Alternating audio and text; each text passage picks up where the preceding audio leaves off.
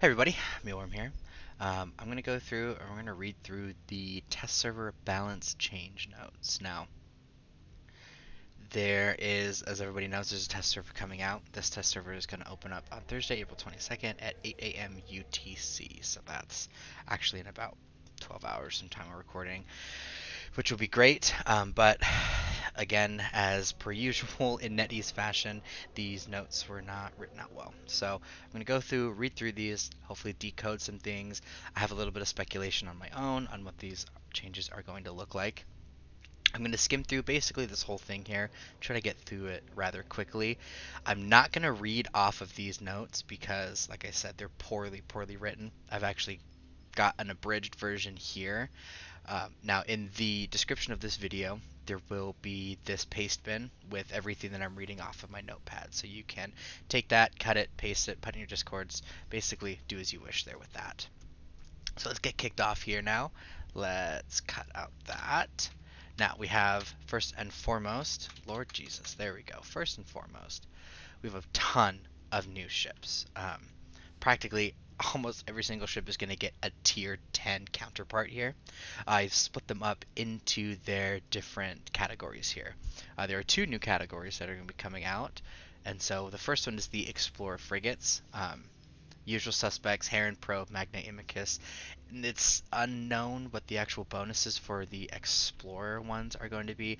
I'm going to assume that these are just going to be either buffed up versions with more cargo space, or these are going to be more pointed towards the scanning and exploration and possibly wormhole in the future. We'll just have to see. The rest of these pretty much are just getting new levels, more levels for bombers, more levels for the destroyer interdictors, assault destroyers, cruisers, logistic cruisers, covert ops cruisers. They're adding a new set, which is the command battle cruisers, which are command versions of the tier 2. You see the Ferox, Cyclone, Prophecy, and Myrmidon there. Adding some new guardians in the form of the Drake, Hurricane, Arbinger, and the Brutix. More levels for the battle cruisers, more levels for the battleships, and actually more levels for some mining ships. We're getting another set for the Covetor as well as a Venture 4, so that will be interesting. They have removed 9 ships from the game. They've removed all of the covert ops destroyers. They've removed all of the tier 10 battlecruiser guardians, and you can see those were replaced with the command battlecruisers up here, as well as the one tier 10 battleship, the Maelstrom. Now the devs had previously said that they were going to remove this ship. They're just making it official, getting it out of the code. I imagine that they'll be reworking it and dropping it in, or maybe it's just going to die forever. It's hard to know. They're also adding another class of ship called the large freighters. These are technically capital ships as far as how they're going to work in the game.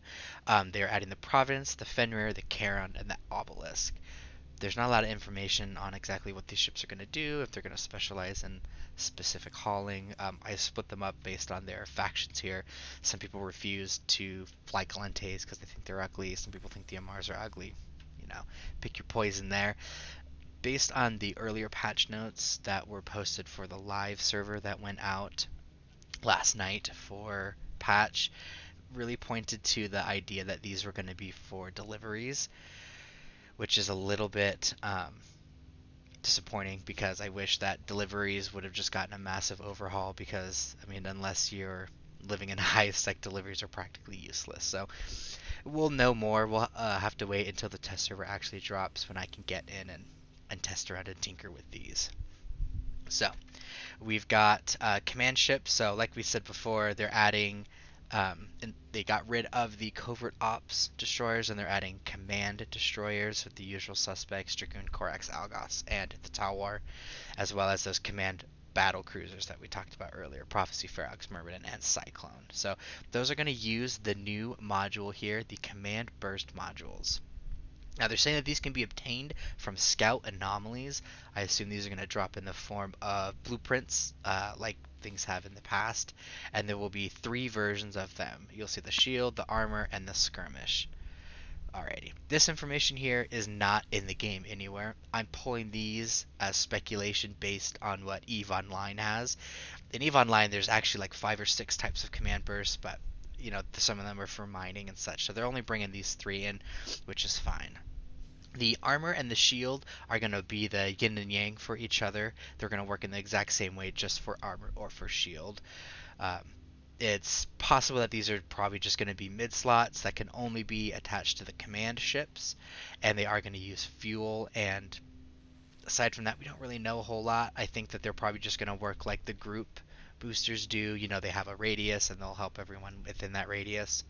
But let's move on here. The armor and the shield are going to increase the general resistance, the actual HP of armors or shields, as well as it's going to help out those specific modules. They're going to rep faster for those boosters, and those reps are going to use less cap when they do their cycles. So that will just make everything, the EHP will go up quite a bit, especially if you have those reps on things. The skirmish one is going to be a great time. That lowers your signature radius as well as anyone in the field. It also increases the range of tackle modules. So this is going to be the disruptors and the scramblers, as well as increase the speed bonus for afterburners and micro warp drives. So these things are going to be absolutely fantastic, especially for those frigate roams. Once we get up to T10, those will be fantastic. As such, with those 3 command modules, we also have 3 skills for them for shield command, armor command, and skirmish command. Makes a ton of sense. Also, some general skills, the skills for actually flying around in those freighters, so like the operations, the engineering, and the defense, and then the manufacturing skills for both capital ships and freighters. Now, if you're familiar with EVE Online, you're going to know what's coming here with the manufacturing of these giant ships, because they are going to use what are called capital ship components. Now, these are going to work a lot like the structures do. So the individual components will have blueprints probably seeded into the market, just like structures, and you actually have to build these individual parts. Once you have all these parts, then you bring them together with a blueprint for the ship, then you can build it. Now in EVE Online, these things can take more than a month to build. I highly doubt it's going to be that extreme in EVE Echoes, especially because in EVE Online you need to spend almost a year just getting the skills to take one of these things out of the station. So that's how that's going to work. I added this little bit here. Capital components are going to act like structure pieces that need built first, then the hull itself. So that's kind of the new stuff here. Now we got a lot of balance changes here. So all ships, shield, armor, and structures have been increased by 5%. And so everything's just going to be a little bit more tanky. Now, it's not in these patch notes. It was in the other patch notes that the railguns and beam lasers are getting a damage increase. So keep that in mind as we go through some of the other changes here. So all of the tier 10 ships are getting more armor and structure and shields. It says 7.1 here. I'm going to assume that this is not including this 5%. We don't actually really know. But as such, with their tankiness, the velocity and signature radius is going to go down. So they're going to be tankier and just a little bit slower. These funky decimals, I don't even know how they got them. Alrighty, so now some changes. Let's actually do a full scroll here. Starting with frigates. More high slots for those tier 9 bombers, which is going to be fantastic. The Hound 2 is already intensely dangerous, and adding another large torpedo on that, it's going to be fantastic. For the tier 10 interceptor variants, they are getting an increase to a better increase to warp, scramblers, and disruptors optimal range. It's going to be a net increase of 5% at max skills, as well as their general damage bonus. So instead of 15% per skill, we're getting 17.5, which is another massive net increase of 12.5 at max skills. So these tier 10 interceptors are going to be intensely dangerous. Lots of changes to destroyers. Hopefully it makes them a little bit more relevant here. Aside from that 5%, there are all the shield, armor, and structures going up by another 4.5. I put this down. I assume this is added to the general buff because this is already less than 5%, as well as their flight velocity is going up by 15.55%. So they're going to be a fair bit faster, actually, as well as a little bit tankier. And this is going to go for all destroyers. So hopefully this helps them be a little bit more relevant with meta. Now, interdictor destroyers. Now, on the actual patch notes themselves, they put interceptor. Everyone's supposed to say interdictor. They put interceptor. So I already made that change here. These are interdictor destroyers. There's not a whole new class of interceptors. So they're reducing the high slots from 4 to 2, increasing the low slots, increasing its shield armor and structure and its velocity, and lowering the signature radius. So basically what this is going to do, and I've added this here, these ships are going to be much tankier, but also a lot less deadly on their own. No more, solo interdictor destroyer coming through and just wrecking about. The idea is that these should be used in conjunctions with fleet and fleet combat. Um, the sniper destroyers are getting less mid slots and more low slots. This makes sense because the mid slots were mostly tackle mods or those group mods. So having more low slots, and I put that here, just means more damage or tank mods, better chances to dual prop them if you need to. Uh, and the assault destroyers are getting the opposite of that. They are getting more mid slots and less low slots. So that means more tackle mods, more group mods, but less low slots. So less tank mods, less damage, or harder to dual prop, which I feel those align with kind of the spirit of what those ships are used for. So hopefully that can bring some good changes about. Now, the assault destroyers as well as the sniper destroyers are already available to everyone since no one is T10 yet. So when those drop into the test server, it'll be fun to go and see what those builds and those damage outputs are going to look like. Moving past destroyers, we're now in cruisers. So the interdictors, these are the heavy interdictor cruisers. Um, they're basically getting the same treatment as the destroyer interdictors. Reduction of low slots. It says by 2 to 3 depending on the specific ship. So I imagine, um, it's going to go down to maybe 2 high slots or maybe 3 high slots. Some of those, like the arbitrator, use the drone, so they don't need a lot of high slots. So they're just going to be reduced down. More mid slots, more shield armor and structure, more velocity, lower signature radius. So, and I put this here again. These ships are just going to be tankier, but less deadly on their own. Again, with the idea that these should be used in more fleet combat style things. Um, so they've made some changes to the tier 10 interdictor cruisers that are actually already coded into the game, which are going to be the Mauler, Moa, Rupture, and Thorax. The warp disruption field increase is getting increased from 5% per level of the skill to 10% per level of the skill. So that's going to make it 25% bigger at max skill. So these tier 10 heavy interdictor cruisers are going to have absolutely massive bubbles, which would be quite fun to see. Big changes to battleships here. It goes down quite a bit. I'm just going to skim through these. Some of these are getting buffs. Most of them are getting buffs, actually. Some are getting nerfs, and some are actually evening out with some of the previous changes. So the Typhoon is getting a buff to explosion velocity, 12.5 at max skills. The Dominix is one of the ones that's just getting a straight nerf. It's reducing its 40% drone damage to 35%, so that's a net loss of 25 at max skills. I think the devs just saw that these Dominixes were just absolutely slapping everything in range, so they brought that down a tick.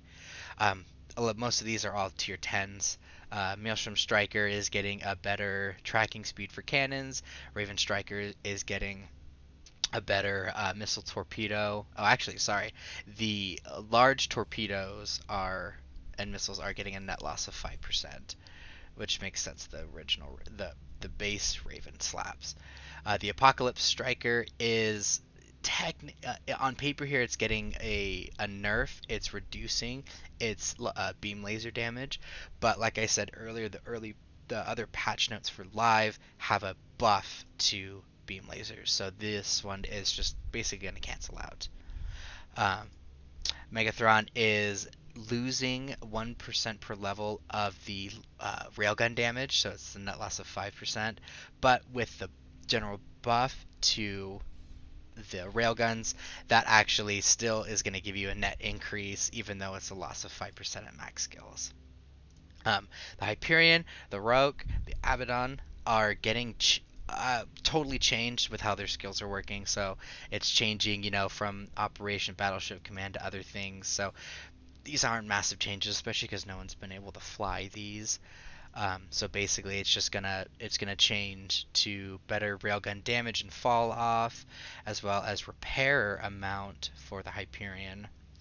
The Rogue is basically getting um, the same thing: large railgun damage and optimal range, as well as ship shield resistance. The Abaddon is getting beam laser damage and range, as well as ship armor. That's basically it. The Tier 10 industrial ships, so the second level of the Badger, Sigil, Wreath, and Nearest, are now getting 50% more inventory capacity. I pulled these values just now from the live server, so I'm assuming that's what they're going to be going off of. This is a fantastic change, actually. I'm really, really happy to see this. The way that the devs have created cargo and these hauling ships is just absolutely fucking abysmal. So, um, big increases. Now, the Nearest is one kind of on its own, going from 9,000 to 13,500.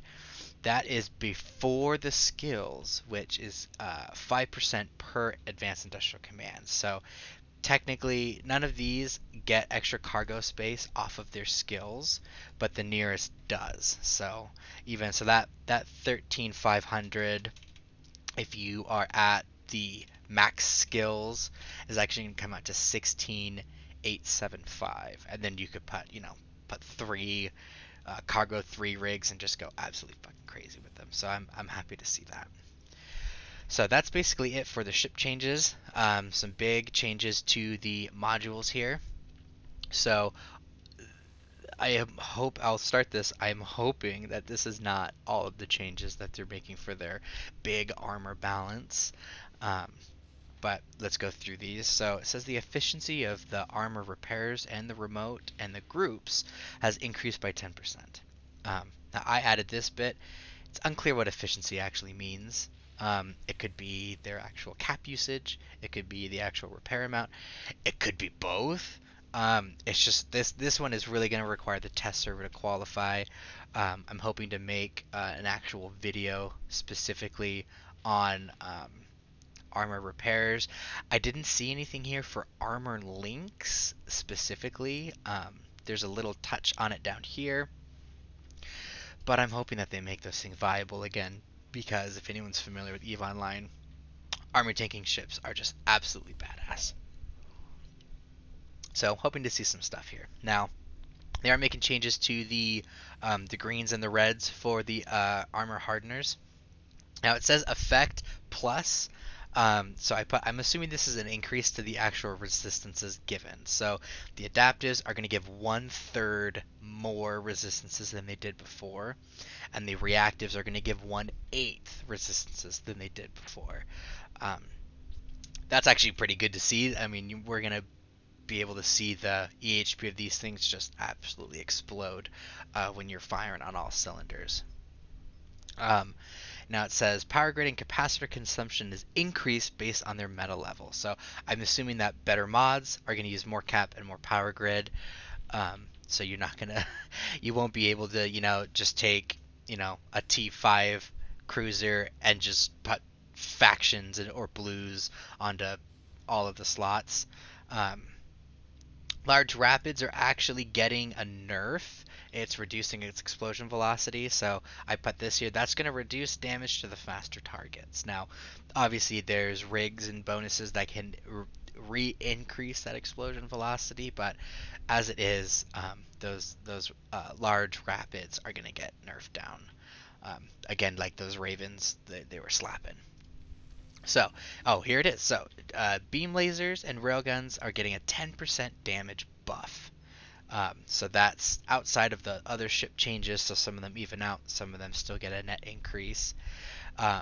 They have increased general damage of missiles, cannons, and decomposers by 4%, just to get it a little bit up there.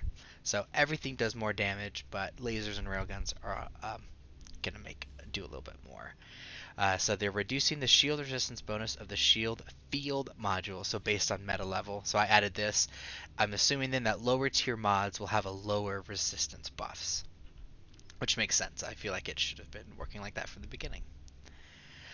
They're changing more stuff with the shield field. It's making your signature radius absolutely explode. So there's really no way that anyone is ever gonna miss a shot on you when you have these shield fields up. Um, I don't. Again, NetEase, get a localization team for your English readers, please. Effective range and damage transfer rate has been adjusted based on meta level.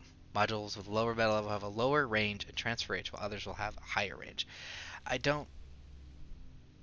Uh, I don't even know what that means. I'm assuming that this is still falling under the shield field modules, um, meaning the higher tiers will have a better range as well as we'll be able just to tank more of that damage. Hard to say. We'll have to jump into test and try it side by side. Few changes to Armor Link here. Armor Link modules will distribute damage before applying armor resistance. So before, what happened was it happened the other way around, where the damage was reduced by resistance and then split between the ships that were linked up. It's going to happen the other way around now, where the damage is going to get split and then the armor resistances. So this means those tankier ships, especially with like the new reds and greens, are going to be able to passively tank more of that damage when linked up. Um, they're also buffing the actual damage transfer rates for the large armor link modules, meaning the bigger the module, the more of that damage is going to be transferred away from the target onto yourself. So this, I don't even know why. This has all of my other notes twice for some reason. Fun. Okay, we'll just end it at this. All right. Last but not least, we have some PvE adjustments. Just a couple things here. I guess resistance modules on rats weren't taking effect, so rats that have these modules will have slightly increased resistances. It says here the resistance modules have about a 40% effect compared to players. So, if they've got like a red or a green or a DCU, they're not going to get the full effect. They're only going to get 40% of that effect. So, I guess. This one is great. Fixed an issue where mass penalty wasn't working for NPC pirates with afterburners and micro warp drives. Parts of these modules will now have a decrease in velocity. So, if you rat in angel space, you'll know the bane of everyone's existence is that fucking Cinnaball that's just out there at 6k speed. So those things are actually going to go a lot slower now, which is great to see. These next ones, I'm not entirely sure what they're going to be doing. Adjusted formula used to calculate bounties for angel pirates. I don't know if angels were paying more or paying less. Added NPC pirates with Sancha Dead afterburners. I'm assuming that's just going to be another faction thing, like the Fed navies, just another class of those factions. Bounties of NPC camps to match your difficulty. Again, I don't know which camps or if it's going up or if it's going down, as well as the encounter missions to match their difficulty. I don't know if they're going up or going down. They didn't really give us the list. So that is the entirety of everything. We're about 24 minutes into this, so thank you for holding on. Now, questions, if you want, some things answered, if you want me to math something out, feel free to hit me up. I'll have my Discord down in the description of this video. If these are helpful, I'll be making more. I will certainly be taking a deep dive into these when the test server is actually live. I'm very curious about scanning, very curious about Armor Link, very curious about these new destroyers. So it'll be a really good time just to kind of peek around and check that out. And again, all of these notes here are going to be in a paste bin in the description. So I think that'll be all for now. I'll see y'all in space.